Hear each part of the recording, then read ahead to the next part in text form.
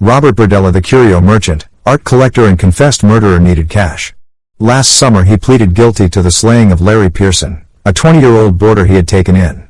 Berdella, 40, was sentenced to life in prison, and he still faced charges in a second murder of another young man whose skull police allegedly found inside Berdella's buff-colored house on Charlotte Street here.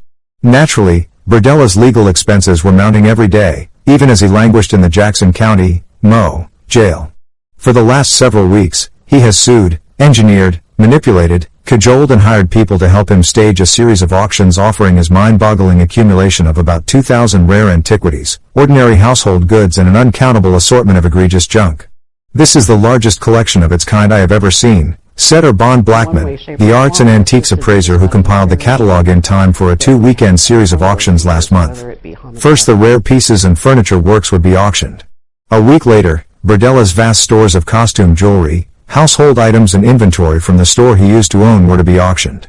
For years, Berdella had been known around the city's bohemian enclaves as a community-spirited, somewhat artistic purveyor of artifacts.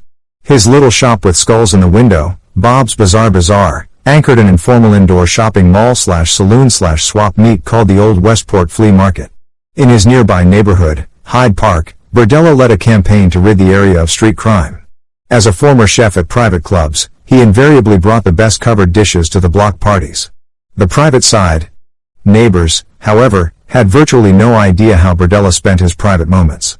Then, on April 2nd, Christopher Bryson, 22, leapt from a second-story window at the Berdella residence. Bryson, who wore only a dog collar at the time of his escape, told police Berdella had knocked him out, tied him up and then tortured and sexually abused him for 3 days. The subsequent investigation turned up not only the skulls of 2 men who allegedly had been murdered but photographs and paraphernalia that police said indicated Berdella had been acting savagely for a number of years, picking up young men in a bleak section of downtown known as the Meat Rack and forcing them to endure bizarre and painful acts far beyond their expectations or even their most vivid nightmares. In piecing together this information, police encountered a remarkable cache of worldly goods in the Berdella abode. Rooms had been stacked from floor to ceiling with boxes and bags filled with jewelry, African masks, Roman glassware, New Guinea wood carvings, pottery, candlesticks, coins, beads and other treasures. Prosecutors seized the trove under a state law called the Criminal Activity Forfeiture Act. Charlie Pender, Berdella's lawyer, persuaded a judge to release Berdella's formidable collection, arguing it had been seized before any wrongdoing had been proven or confessed and that the goods were not connected with the commission of a crime. Orchestrating an auction. Shortly after getting his stuff back, Berdella decided to sell his collection and appointed Pender to make the arrangements. Pender hired estate auctioneer Gary Rither of suburban Excelsior Springs, and Rither hired appraiser Urban Blackman. Berdella, meanwhile, conducted operations from jail, where apparently he had virtually unlimited access to a telephone. He peppered his representatives with so much advice and so many orders that Rither and Blackman began to take on a haunted look, and on the eve of the first auction weekend, Pender resigned, saying, "I just can't take any more of this." Someone asked him if the collection represented a particular passion of Berdella's. "It is now," Pender sighed. Rither, Blackman and their crews removed the accumulated goods from police storage 1,000 boxes of little items, plus a truckload of furniture and a semi-trailer filled with mundane articles that they had no time to unload. They took the mountain of things to the hastily rented auction site, a green 5,000 square foot warehouse in the West Bottoms section of town. Rither kept the place secret for more than a month, fearing crowds of curiosity seekers. West Bottoms, an area made up of loading docks stitched together by railroad tracks and perfumed by stockyards, can be reached by car, but even most native citizens would need a road map and clear directions to find the Berdella collection. The most prominent landmark was a large electric sign attached to an old warehouse that an entrepreneur had tricked up as a haunted house for the Halloween season. The sign said, "Edge of Hell." A discreet announcement. Auctioneer Rither announced the auction site quietly, in a brochure discreetly advertised in publications read by serious collectors and dealers. Blackman was certain those people would be impressed. Berdella had been collecting since the mid-60s, and the appraiser came upon Syro-Roman glass, ancient beads, Tibetan bronzes, Greco-Roman pottery, Indonesian puppets, African tribal costumes. "We had 57 pieces of Roman glass alone, some of it as thin as paper?" Blackman marveled. "You look at it and immediately feel a kinship with craftsmen who worked 2,000 years ago. The police must have exercised great care when they packed those boxes."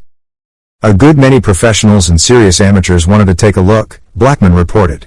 "We had calls from all over the United States, From as far as Hawaii. We had to make the seats reserved only. I understand that some of these people are willing to pay up to $500 and $1,000 for one rare bead. When the doors opened on the first morning of the auction, the people who trooped in appeared to be more shrewd than that. They moved slowly past tables laden with coins, jars, Roman tear vials, originally filled with tears and buried with the dead, and all the flotsam, jetsam and treasure of a dozen cultures. Some made notes in their catalogs or consulted antiques reference books. Others merely nodded sagely. Few of them realized that the dramatically lit, art-laden arrangement of tables had been approved by Berdella himself. He had orchestrated the whole thing with the aid of videotapes taken by Rither's assistants. Even a shoplifter, Rither's 20-odd helpers, most of them relatives and all of them dressed in black skirts or trousers, white blouses or shirts and bright red ties, kept a wary eye on the browsers who had wandered in. Within minutes of opening, assistant auctioneer Wally Sims had spotted the familiar face of a professional estate sale shoplifter, and he swiftly escorted him toward the door. Charlene Yeaman, another assistant, marveled at the quality of the largesse and pondered its source. "It makes you wonder what kind of person this might have been who collected it," she said. "I guess he's somebody very intelligent but with a quirk in his personality." The crowd seemed to share Yeaman's rather casual assessment of the situation. They filled about 200 folding chairs and murmured mostly about the arcane details of their collecting and merchandising interests. Monique Schofield, a Kansas City-based collector of Egyptian and Roman antiquities, seemed not at all squeamish as she peered into some locked glass cabinets containing jewelry from the Nile.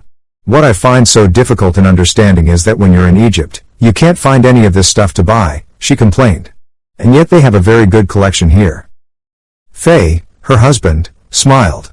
"The collectors have already got all of it," he said. "They took it out of Egypt a long time ago." Conning and cajoling. Soon Rither began his yammering, incessant auctioneer's chant, a combination of conman's silkiness and high-speed cajoling in which every increment of $100 is invariably described as a $100 bill. Those $1,000 and $500 bills stayed deep in bidders' pockets as they picked off most of the rarest of the antiquities for $200 or less. "You're really stealing some of this stuff," Blackman groused at one point. "This next piece is so important that I'm going to start it at $100 myself." Bidding soon exceeded Blackman's $100 bill, but not by much. Blackman and Rither glared down from the podium, their black tuxedo jackets adding authority to their white shirts and red bow ties. They made frequent references to how much certain items would fetch at Christie's or Sotheby's, the great auction houses. When a Roman Syrian vase, light green with traces of iridescence, arrived on the block, Blackman intoned, "You will not see this again in your lifetime at an auction in Kansas City." After the bidding for the vase stopped at $550, he lamented, "There goes $2,000 worth of glass." Rither's face began to sweat as he sprayed his machine gun voice through a few more items. "Everybody's seen this jacket, haven't they?" he asked, shrugging out of his tuxedo coat. "Now I'm going to take it off." Most of the onlookers and active bidders stood even less on formality than Rither did. They wore denim jackets, ski clothes, $500 sweaters or $3 t-shirts. Resale value. A baseball cap shaded the eyes of Denver antiques dealer Henry Johnson, 57, who diligently annotated every line in the catalog. Johnson figured he would probably spend no more than $1,500 and make a tidy, if not spectacular, profit when he resold his purchases back home. The identity of the immediate past owner of the artifacts left Johnson unfazed. "I didn't know the story behind this collection until I drove over here," he said. "I just saw an advertisement in the Denver Post. I don't think the story behind it will travel with most of this stuff." Johnson, for one, found the prices unexceptional. "These guys have a good line," he said, referring to Rither and Blackman's occasional scoldings, "but I read the Sotheby's catalogs, too. These things are selling for just about what they should." At 9 p.m., after the last bidder had left for the day, Blackman still fumed. "Did you see them steal that Roman stuff?" he asked the weary auctioneering team. "I couldn't believe those prices." Rither talked quietly and seriously into a portable telephone. A smile flashed across his broad face as he hung up. "I just talked to Mr. Berdella, and he's very happy," Rither announced to the assembly of employees and relatives. A count 2 hours before had pegged the proceeds at $62,000, or an average of $100 an item. Rither, usually old pro cool, made no attempt to disguise his profound relief. "This has been hanging over me for a while," he confessed. The next day, another large, no-nonsense crowd turned up and cheerfully but judiciously bid through the remainder of the antiquities and into the furniture and household goods. "WHO's the buyer?" By mid-morning, Everyone realized that one man seemed bent on acquiring almost everything still unsold. Of course. Local flamboyant millionaire industrialist Del Dunmire stood near the back with his 9-month-old son in his arms and, nodding toward the podium from time to time, topped every bid. A few outsiders seemed puzzled by the intrusion, but the Kansas City residents knew what was happening and they all knew his story. Dunmire, clad that day in brown leather vest, brown plaid shirt and scruffy jeans, once robbed a bank in Abilene. After his release from the Kansas State Penitentiary in 1960, Dunmire worked as a machinist and with considerable help from kindly citizens eventually put together Growth Industries Enterprises, a supplier of aftermarket replacement parts for the aviation industry. Dunmire had walked into the warehouse with a little entourage consisting of a high school chum, Bob Shermer, and his wife, son Josh, and Dunmire's ex-wife Debbie.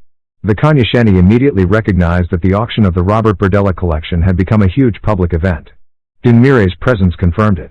Dunmire keeps a profile about as low as a big red zit, one local businessman remarked. The millionaire drives around town in a crimson Rolls and throws major money at every charity. Last year, he took his entire Punxsutawney, PA, high school class on a Caribbean cruise for a 35th anniversary reunion. For his wedding, he rented an entire downtown hotel and invited all of Kansas City to the reception. 4,000 showed up. The beds, too. Nodding his head or slightly raising his hand, the bearded Dunmire worked his way rapidly through Berdella's household goods: stained glass, oriental rugs, a rare print, tables, chairs, desks, lamps. And, during a hushed moment, providing the capper that several members of the news media had been waiting for, Dunmire bought Berdella's 2 large beds as well. Those should be going to some kind of museum of the macabre down in southern Florida, cracked a spectator. Dunmire told a bystander that a public relations consultant had advised him to skip the beds. But what can the media do to me that they haven't already done? Dunmire reasoned. He had just dropped perhaps $15,000 in the course of an hour or two. If the items were the steals that the auctioneer and appraiser claimed them to be, he could turn around and sell his acquisitions at a huge profit, Dunmire figured. Then he probably would hand over the proceeds to charities. I was thinking maybe I could give this stuff a better definition, he said. I teach kids, from experience, not to rob banks. You can make more money with a pen. Everybody has defined these things as bad, Dunmire continued, gesturing around the assembled Berdella collection. But I think good can come out of anything. There's an old saying, that the evil know not the good they do. Evidence of witchcraft? Occultist Joseph Lubin, a Kansas City practitioner of the psychic arts, had been one of the first customers to arrive on that first Saturday and, on Sunday, one of the last to leave. Dressed all in black with a clipped beard, he looked upon the proceedings with a mixture of amusement and amazement. A publication I'm not at liberty to disclose which one assigned me to come here and see if they were selling anything that dealt with witchcraft and Satanism, Lubin said. I haven't found anything like that. But Lubin seemed to enjoy himself, frequently cocking an eyebrow as he observed the passing scene. During a particularly frantic period of bidding, Lubin chortled, "Murder may be bad, but look what greed will do." Even so, he admitted he had dropped around $500 of his own money for some African masks and a few trinkets. Things gather energy as they get new owners, he said with an air of mystery. There are a lot of things coming together here. It's possible, maybe in 10 to 15 years, that this will turn out to be the most important auction of the century. This is a real important event. Bidding resumed on the following Saturday, as auctioneer Rither disposed of inventory from Berdella's store. But with hundreds of household items remaining to be sold, Rither canceled the remaining auction day, explaining that a single individual, whom he wouldn't name, was negotiating to buy the entire lot. A rumor circulated that the same anonymous person had been bidding on Berdella's house. Speculation centered, of course, on Kansas City's favorite millionaire. It's not personally me, but it may be one of my people, the irrepressible Dunmire admitted last week. I'm not allowed to confirm what, where, why or when. He did reveal that any further Berdella acquisitions would have the same ramifications as they did when he eliminated the second auction day. I'm assuring everybody that it will be to the city's benefit, he said.